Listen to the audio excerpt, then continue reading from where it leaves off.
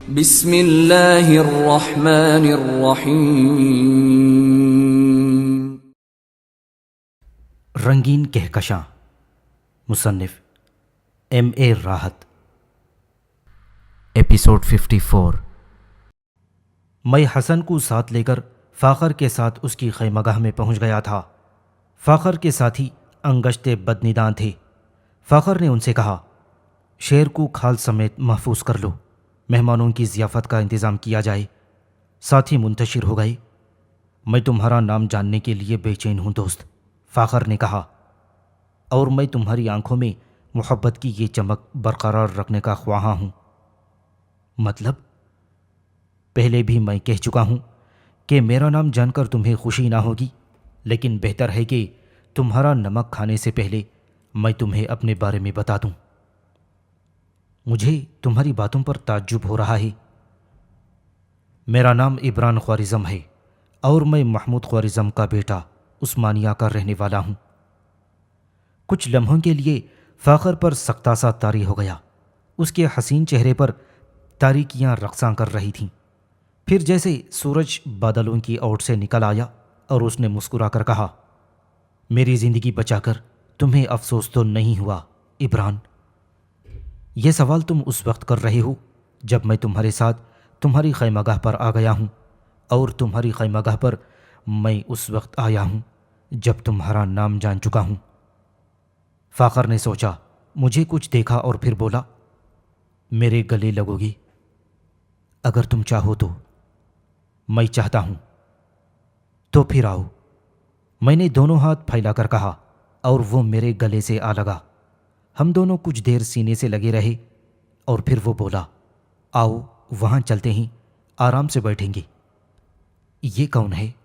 اس نے حسن کی طرف اشارہ کرتے ہوئے کہا، میرا دوست۔ کیا نام ہے؟ حسن فیروز۔ تم بھی آ جاؤ دوست، ہماری ایک مشکل میں ہماری مدد کرو۔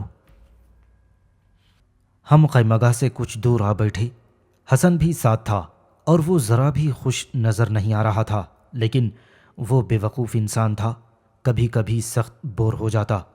میں نے اس کی ناخوشگواری کو نظر انداز کر دیا۔ تفصیل میں جانا بیکار ہے۔ تمہیں ہمارے بزرگوں کے ذہنی بخار کے بارے میں معلوم ہوگا۔ تم نے ذہنی بخار کا لفظ بہت اچھا استعمال کیا ہے۔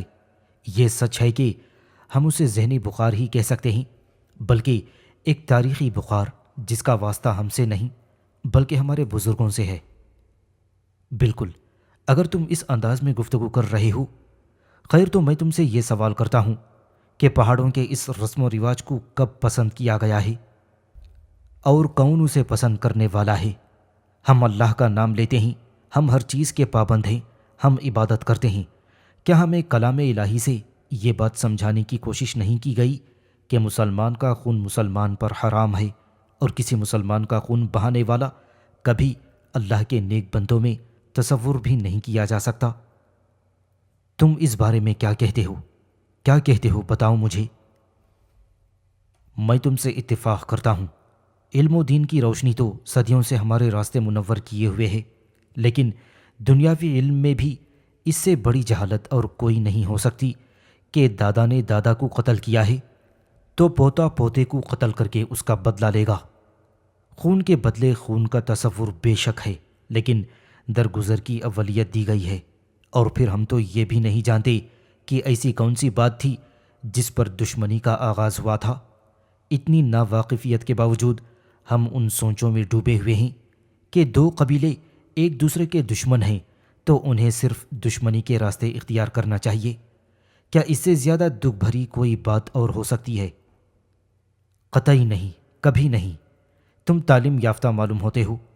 میں تم سے بھی یہ سوال کرتا ہوں کہ تم نے بے غرض بے لوث میری جان بچائی اور ایک انسانی فرض پورا کیا۔ کیا انسان کا فرض یہ نہیں تھا جو تم نے ادا کیا ہے؟ بالکل تھا، میں نے جواب دیا۔ تو تم مجھے بتاؤ میرے دوست کہ ہم کیا کریں؟ کون سا ایسا طریقہ کار اختیار کیا جا سکتا ہے جس کی بنا پر یہ نفرت کرنے والے ایک دوسرے سے نفرت نہ کریں، محبت کے گلزار کھلائے جائیں؟ ہم دونوں ذہنی طور پر بالغ ہیں۔ ہمارا یہ دوست چہرے سے ہی ذہین آدمی معلوم ہوتا ہے۔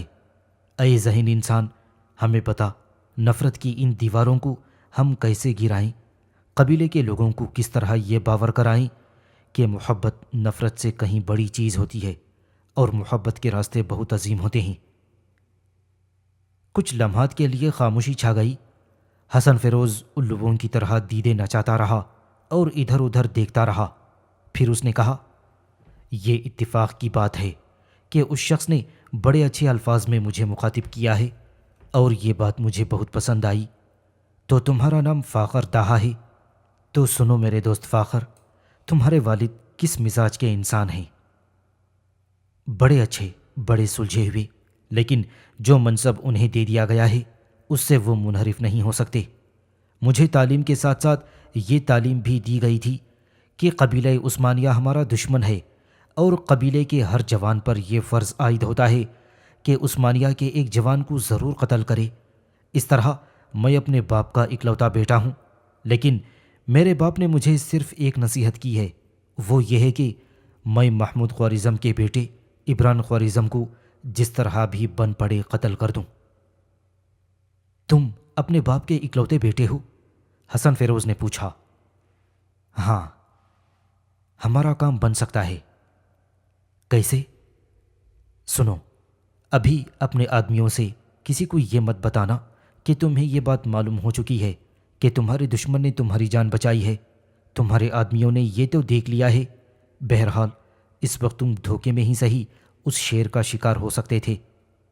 تمہارے آدمیوں نے یہ تو دیکھ لیا ہے کہ بہرحال اس وقت تم دھوکے سے ہی صحیح اس شیر کا شکار ہو سکتے تھے۔ ہاں، وہ دیکھ چکے ہیں اور ان کی آنکھوں میں عبران کے لیے تعریف کے جذبات ہیں۔ بس ایک کام کرو۔ وہ کیا؟ ہم دونوں کو ساتھ لے کر اپنے قبیلے میں چلو اور یہ مت بتانا کہ ہم تمہارے شناسا ہیں یا تم ہمیں جانتے ہو۔ تم یہی کہو کہ تمہیں یہ بات نہیں معلوم کہ یہ شخص کون ہے، لیکن تم گواہی دلواؤ اپنے ساتھیوں سے کہ عبران نے تمہاری زندگی بچائی ہے۔ پھر اگر تم دیکھو کہ تمہارے والد اس بات کو اہمیت دے رہے ہیں تو انہیں بتا دو یا ان کے سامنے یہ نام منظر عام پر لے آؤ اور ان کا رد عمل دیکھو۔ البتہ یہ ذمہ داری تم قبول کر لو کہ اگر تمہارے والد کا رد عمل بہتر نہ رہ سکے تو تم ہمیں موت کی آغوش میں نہ پہنچنے دو گے۔ زندگی کی قیمت پر ایسا نہیں ہو سکتا میرے دوست۔ میں اپنی جان دے سکتا ہوں لیکن اپنی سرحد میں عبران خوارزم کو کوئی نقصان پہنچتا نہیں دیکھ سکتا۔ تو بات ہی ختم ہو جاتی ہے، حسن فیروز بولا، اور اچانک ہی فاخر چونک کر اسے دیکھنے لگا۔ ارے تم تو بڑے زہرک ہو، میں نے کتنی آسانی سے تمہارے یہ الفاظ سنے اور انہیں نظر انداز کر دیا۔ اس سے بہتر تو کوئی تدبیر ہو ہی نہیں سکتی، کیا سمجھے؟ بس تو پھر ٹھیک ہے، یہی طریقہ کار اختیار کرو، حالانکہ یہ ایک خطرناک کام ہے۔ فخر اس بات پر تیار ہو گیا تھا اور پھر اس کے بعد ہماری بہترین ضیافت کی گئی۔ ان لوگوں نے بہت سی چیزوں کے کھانے پینے کا انتظام کیا تھا اور فخر اس میں پیش تھا۔ وہ بہت زیادہ متاثر نظر آ رہا تھا، حالانکہ یہ سوچا سمجھا منصوبہ تھا، لیکن نہ جانے کیوں مجھے ایک عجیب سی سنسنی کا احساس ہو رہا تھا۔ آخر ہم لوگوں نے قبیلہ بلال کی جانب قدم بڑھا چکے تھے۔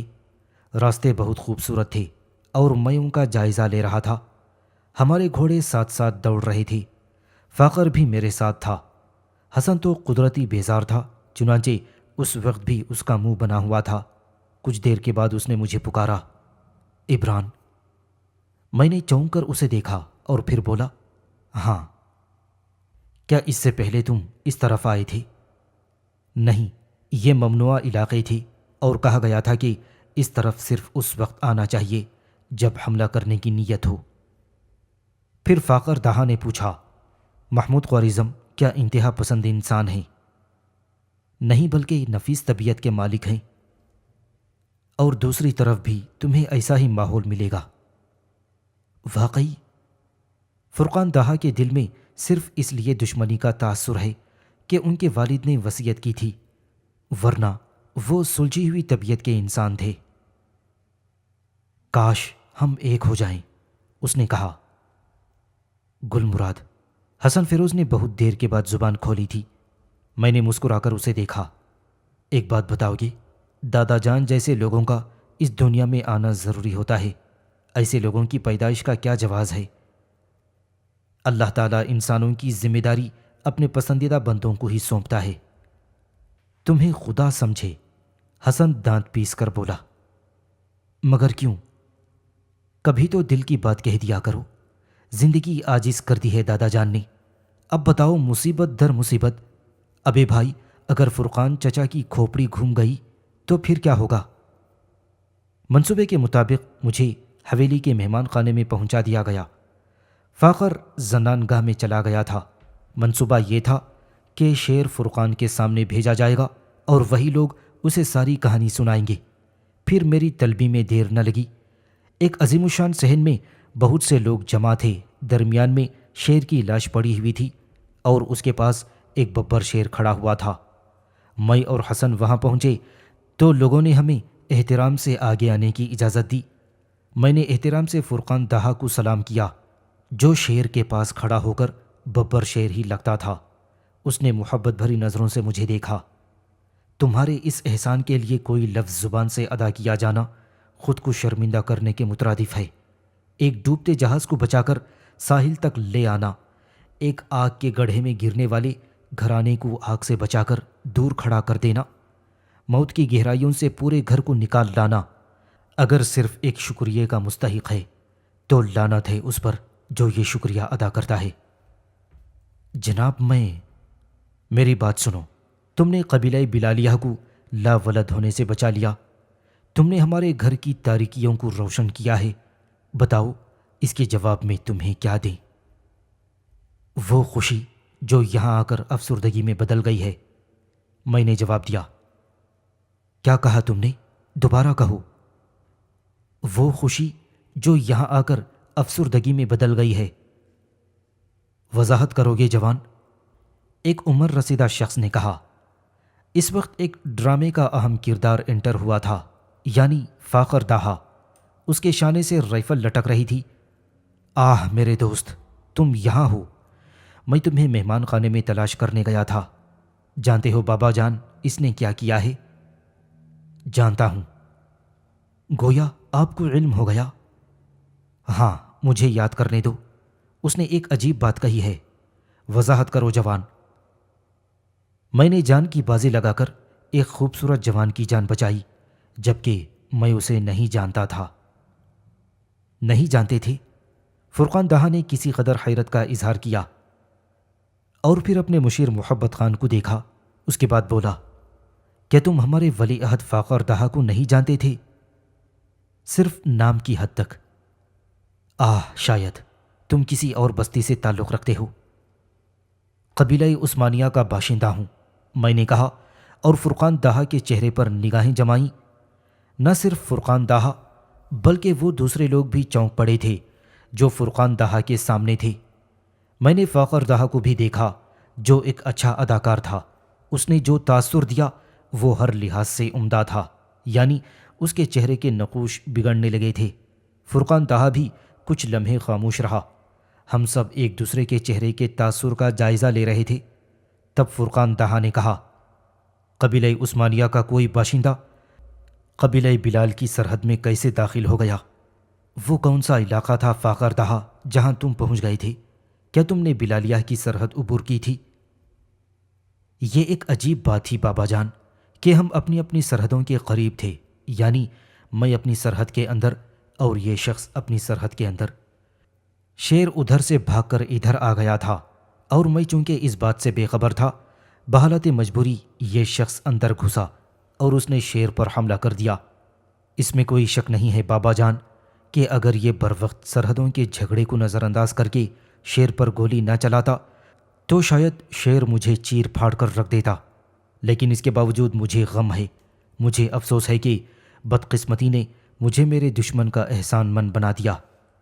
کاش مجھے اس بارے میں معلوم ہوتا، کاش میں اسے یہاں لانے سے پہلے اس سے اس کے بارے میں پوچھ لیتا۔ اصل میں اس کے احسان کا شکار ہو گیا تھا۔ فاخر بہترین اداکاری کر رہا تھا۔ اس کے چہرے پر نفرت کے نقوش بیدار ہوتے جا رہے تھے۔ ادھر فرقان دہا خاموش بیٹھا ہوا تھا، عجیب سے انداز میں میری صورت دیکھ رہا تھا اور پھر اس نے خود کو سنبھال کر کہا، نوجوان، عثمانیہ میں رہنے والے بیشتر لوگ میرے شناسا ہیں، تمہارے باپ کا نام کیا ہے؟ میں محمود خوارزم کا بیٹا عبران خوارزم ہوں۔ ایک اور دھماکہ ہوا تھا۔ بڑی نمایاں لرزشیں پا رہا تھا میں ان لوگوں کے جسموں میں۔ فرقان دہا کے بدن میں لرزشیں تھیں اور اچانک ہی فاخر دہا نے کاندھے پر لٹکی ہوئی رائفل سیدھی کر لی اور اس کے ٹریگر پر انگلی رکھ دی۔ اس کی آنکھیں خون برسا رہی تھیں۔ اس نے خونی نگاہوں سے مجھے دیکھتے ہوئے کہا، دشمن زادے، تو نے بے شک میری زندگی بچانے کے لیے اپنی زندگی خطرے میں ڈال دی تھی، لیکن تیرا زندہ بچ جانا ہمارے لیے ایک گالی کے مترادف ہے۔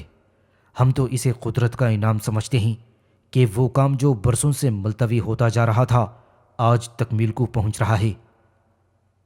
میں نے مسکراتی نگاہوں سے فاخر دہا کو دیکھا اور پھر کہا، کوئی حرج نہیں ہے فاخر۔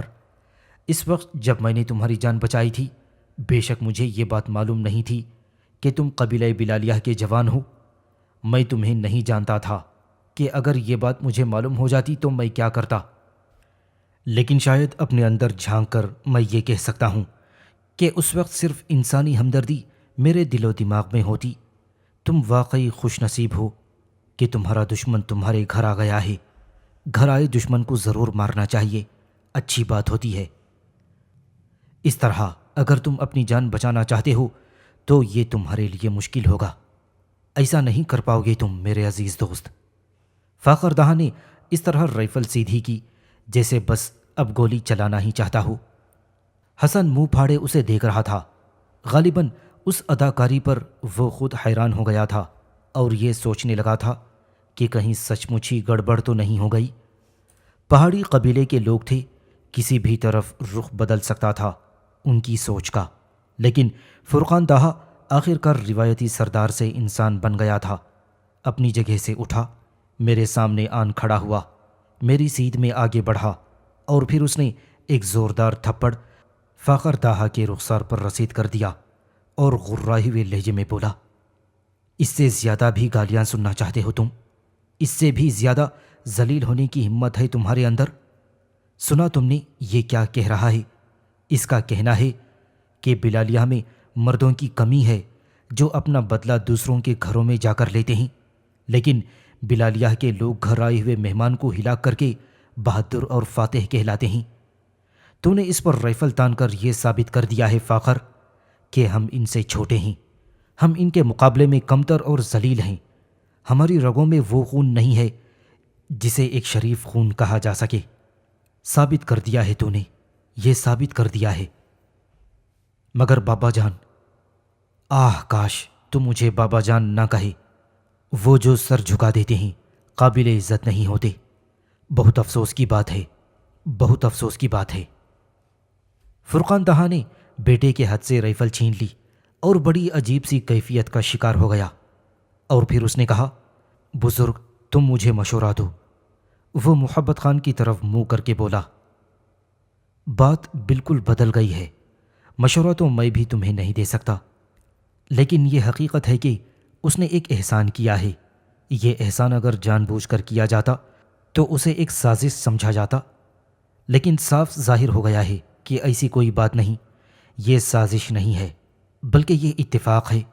اور اگر برا نہ مانو تو میں یہ کہنے میں حق بجانب ہوں فرقان دہا کہ یہ قدرت کی کرنی ہے۔ قدرت ان دونوں قبیلوں کی دشمنی ختم کرانا چاہتی ہے۔ کیا تم میری بات سمجھ رہے ہو؟ محبت خان بولا، ہاں میں سمجھ رہا ہوں، بہت اچھی طرح سمجھ رہا ہوں۔ پھر وہ آگے بڑھا، اس نے دونوں ہاتھ پھیلائے، میری جانب پہنچا اور مجھے سینے سے لپٹا لیا۔ میں نے گرم جوشی سے اس کا جواب دیا تھا اور محسوس کیا تھا کہ جیسے اس نے یعنی فاخر دہا نے شرارت سے مجھے ایک آنکھ ماری ہو۔ فرقان دہا نے کہا، بزرگوں، سب سے پہلے بلالیہ میں جشن کا اہتمام کرو۔ ہر شخص سے کہو کہ عثمانیہ کے نوجوان سردار کے بیٹے کو خراج عقیدت پیش کریں، تحائف پیش کریں اور اس بات کا اظہار کریں کہ بلالیہ اور عثمانیہ کی دشمنی ختم ہو گئی ہے۔ یہ جرأت مندانہ قدم سردار فرقان اٹھا رہا ہے۔ اختلاف کرنے والے کو سامنے لایا جائے، ہم خود اس کا فیصلہ کریں گے۔ اور اے بے وقوف لڑکے، جذبات کے ہاتھوں مجبور ہو کر تو نے جس طرح اپنے محسن پر رائفل تانی، اب یہ تیرا کام ہے، اس کا دل صاف کر۔ یہ فیصلہ میرے اور فاخر دہا کے درمیان رہنے دیا جائے تو پھر مجھے خوشی ہوگی۔ میں نے کہا تو فرقان میری صورت دیکھنے لگا اور پھر بولا، تم مجھے شکست پر شکست دے رہے ہو لڑکے، ویسے میں تم سے اپنے بیٹے کی سفارش کرنا چاہتا ہوں۔ آپ میرے بزرگ ہیں، ایسی بات مت کریں، مجھے صرف حکم دیں، اسے معاف کر دو۔ اس کے لیے ایک شرط پیش کرنا چاہتا ہوں۔ میں نے مسکرا کر کہا، ہاں بولو۔ اس نایاب دشمنی کو ہمیشہ کے لیے ختم کر دیجئے جس نے ہم دوستوں کو ایک دوسرے سے الگ کر دیا ہے۔ بہت بڑی بات کہہ رہے ہو لڑکے، مجھے اندازہ ہے۔ کیا محمود خوارزم ہماری اس پیشکش کو قبول کر لے گا؟ میں نے بابا صاحب کے ہر حکم کو آنکھیں بند کر کے مانا ہے۔ وہ مجھ سے کہتے رہے ہیں کہ میں ان سے کوئی فرمائش کروں اور یہ میری ان سے پہلی فرمائش ہوگی۔ کیا وہ قبول ہو جائے گی؟ ان سے یہ میری زندگی کی شرط ہوگی۔ کیا مطلب؟ اگر یہ شرط پوری نہ ہوئی تو میں ان کے سامنے خودکشی کر لوں گا۔ یہ ایک پہاڑی کا وعدہ ہے۔ حسن نے عجیب سی نظروں سے مجھے دیکھا لیکن خاموشی رہا۔ البتہ فرقان نے کہا، مجھے منظور ہے۔ تنہائی میں فاخر سے ملاقات ہوئی تو وہ مسکرا کر بولا، تمہاری ملاقات تاریخ ساز اہمیت کی حامل ہے۔ نہ صرف ہم بلکہ قبیلہ بلال بھی اس خیال سے بہت خوش ہے، اور فرقان دہا تمہارے ساتھ عثمانیہ جانے کی تیاریوں کا آغاز کر چکے ہیں۔ واقعات کو اگر طویل کرنے کی کوشش نہ کی جائے تو پھر آگے کی کہانی یوں ہے کہ پورے قبیلے نے تحائف کے انبار لگوا دیے، اور ان تحائف کے چھکڑے بھر کر جب فرقان دہا اپنے بیٹے فاخر کے ساتھ، میرے اور اپنے مشیروں کے ساتھ عثمانیہ کی سرحد میں داخل ہوا تھا تو سرحدی محافظوں نے ان پر رائفلیں تان لیں، لیکن اس کے بعد جب انہوں نے مجھے دیکھا تو ان کے چہرے خوف سے سکڑ گئے۔ ہمیں معلوم نہیں تھا، محافظوں نے سربراہ سے کہا۔ پھر سب محمود خوارزم کے سامنے پہنچے تو محمود نے انہیں پہچان لیا۔ یہ بھی ان پہاڑوں کی رسم ہے کہ گھر کے دروازے کے اندر داخل ہونے والا مہمان زندگی سے زیادہ قیمتی ہوتا ہے۔ لیکن یہ سب کیا ہے؟ خراج؟ فرقان دہا نے کہا۔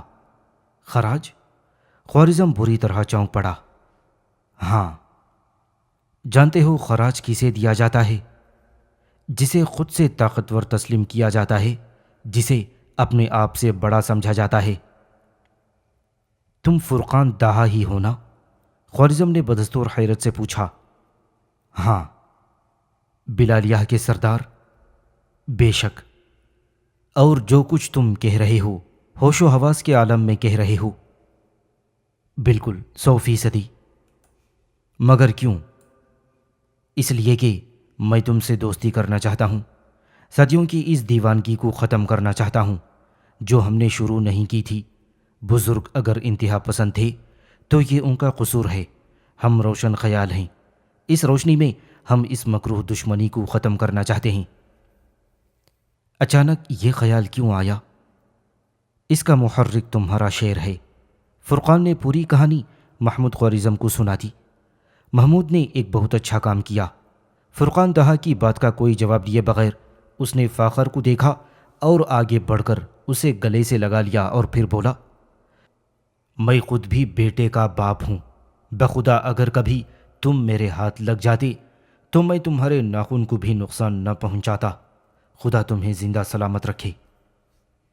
دونوں دشمنوں نے دوستی کا ہاتھ ملایا اور اس طرح کرنل ہمایون کی ہدایت کے مطابق میں نے ایک کام مکمل کر لیا تھا، یعنی دو دشمنوں کو یکجا۔ اب دوسرا قدم اٹھانا تھا۔ ابھی تک مجھے اس پراسرار وجود کے بارے میں کچھ معلوم نہیں ہو سکا جس کی نشاندہی کرنل نے کی تھی، لیکن اس میں کوئی شک نہیں کہ کرنل شاید اس کائنات کی سب سے پراسرار شخصیت تھی۔ فرقان دہا اور محمود خوارزم کے درمیان خوب ٹھنی۔ ویسے فاخر مجھے بہت پسند آیا، بے حد نفیس انسان تھا۔ کئی دن قیام کے بعد وہ لوگ واپس گئے تھے۔ ان کے جانے کے بعد ایک شام میں عثمانیہ بستی کے ایک گوشے میں حسن فیروز کے ساتھ مٹر گشتی کر رہا تھا اور ہم دونوں اسی موضوع پر بات کر رہے تھے کہ دور سے ہم نے ایک گھوڑ سوار کو آتے ہوئے دیکھا۔ کیونکہ وہ ہماری سیدھ میں آ رہا تھا اس لیے ہم اس کی طرف متوجہ ہو گئے۔ کچھ فاصلہ کم ہوا تو ہم نے اسے پہچان لیا۔ وہ کارپورل جہاں زیب تھا۔ کہو بچوں، کیسے ہو تم؟ ویسے تمہیں محبت سے بچوں کہہ رہا ہوں، جبکہ تم مجھ سے کہیں بڑا عہدہ رکھتے ہو۔ کیا میرے ساتھ کچھ وقت گزارنا پسند کرو گے؟ ضرور، ہمیں تمہاری ہی تلاش تھی۔ بہت خوب، تو چلو، کارپورل نے کہا اور اپنے گھوڑے کا رخ بدل دیا۔ وہ ہمیں جہاں لے گیا تھا وہ اسی بستی کا ایک چھوٹا سا مکان تھا جس کے احاطے میں 10-12 بھیڑیں بندھی ہوئی تھیں۔ ان کے جسموں پر اون کے انبار تھے۔ گھوڑے احاطے میں ہی باندھ دیے گئے تھے اور ہم کارپورل کے ساتھ اندر داخل ہو گئے۔ وہ ہمیں ایک دروازے سے اندر لے گیا، لیکن اندر ایک کرسی پر ایک سمارٹ شخص بیٹھا سرد نگاہوں سے ہمیں دیکھ رہا تھا۔ بلا شبہ اس سے زیادہ سمارٹ ہماری نگاہوں میں کوئی اور نہیں گزرا تھا۔ کوئی بدن کے بے شمار حصوں سے محروم ہونے کے باوجود وہ شاندار کارکردگی کا حامل تھا۔ آپ سمجھ گئے ہوں گے کہ وہ کون تھا، یعنی کرنل ہمایون، جو بہت سی سنسنی خیز ہدایت کے ساتھ عثمانیہ آن پہنچا تھا۔ حسن فیروز نے تو کرنل ہمایون کی صورت دیکھتے ہی واپس پلٹنے کی کوشش کی تھی، لیکن یہ اس کے مسخرے پن کا انداز تھا۔ وہ ہر معاملے میں اپنی شرارتوں سے باز نہیں رہتا تھا، لیکن میں نے اس کے پلٹتے ہی اس کی گردن پکڑ لی اور پھر اسے سیدھا کر کے اس کا رخ کرنل ہمایون کی جانب کر دیا۔ حسن فیروز نے سرگوشی کے انداز میں کہا، کرنل جلیبی، کرنل جلیبی۔ لیکن میں نے 2 قدم آگے بڑھ کر کرنل کو سلام کیا تو کرنل نے میرے سلام کا جواب دیتے ہوئے کہا، یہ شخص زندگی میں کبھی انسان نہیں بن سکتا، میری یہ بات لکھ لو۔ حسن فیروز نے فوراً ہی جیب سے ایک نوٹ بک نکالی اور اس پر لکھا، یہ شخص زندگی میں کبھی انسان نہیں بن سکتا۔ میں نے لکھ دیا، حسن فیروز بقلم خود۔ پھر اس نے کرنل کے سامنے یہ نوٹ بک کرتے ہوئے کہا، ٹھیک ہے دادا جان، یا اس کے علاوہ بھی کچھ لکھنا ہے؟ ویسے میرے خیال میں اگر آپ گل مراد کا نام بھی لکھوا دیتے تو زیادہ اچھا تھا۔ یہ الفاظ میں گل مراد کے بارے میں نہیں۔ کرنل ہمایون نے اتنا ہی جملہ کہا تھا کہ حسن فیروز نے کارپورل جہاں زیب کی جانب دیکھتے ہوئے کہا، نہیں، انکل جہاں زیب تو خاصے سنجیدہ اور شریف آدمی ہیں، پاؤں سے لے کر سر تک یہ مکمل انسان لگتے ہیں۔ آپ کوئی نیا انکشاف کرنا چاہتے ہیں ان کے بارے میں دادا جان؟ کرنل ہمایون نے جہاں زیب کی جانب دیکھتے ہوئے کہا، اور بھی سفارش کرنا چاہتے ہو تم اس شخص کی؟ جہاں زیب مسکرانے لگا اور پھر اس نے کہا، سوری کرنل، در حقیقت بچپن اسی کا نام ہے۔ میرا نام حسن فیروز ہے، سمجھے آپ کارپورل؟ اور پتہ ہے دادا جان موصوف اپنے بارے میں کیا کہتے ہیں؟ کہتے ہیں میجر کے عہدے پر ریٹائر ہوئے ہیں۔ آپ ذرا ان کے جھوٹ کا پول کھول دیجئے، مجھے تو یہ کہیں سے میجر نہیں لگتے۔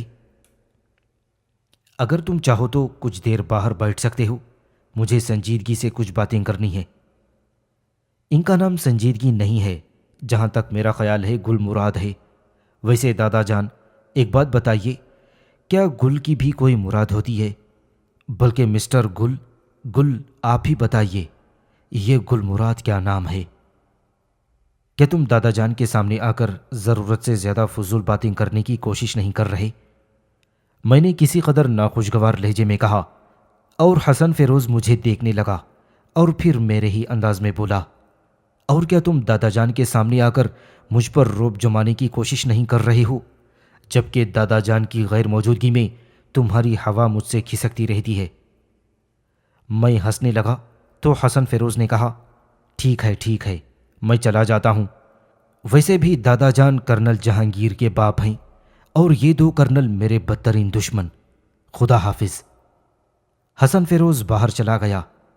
نہ جانے کس قسم کا آدمی تھا، حالانکہ میرے ساتھ وقت گزار رہا تھا اور کبھی کبھی کسی معاملے میں مجھ سے زیادہ دلچسپی لینے لگتا تھا، بلکہ نہ صرف دلچسپی لیتا، کوئی ایسی تجویز بھی پیش کر دیتا تھا جو بڑی کارگر ثابت ہوتی تھی۔